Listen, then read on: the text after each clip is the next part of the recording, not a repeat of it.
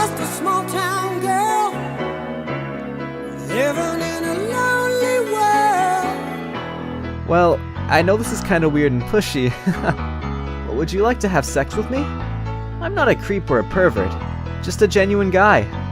I would treat you with respect, and the sex would be good. I can even make you squirt if the connection is right. I will not judge you or think you're easy.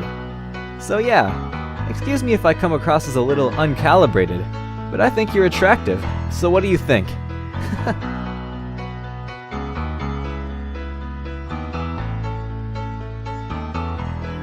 She took the midnight train going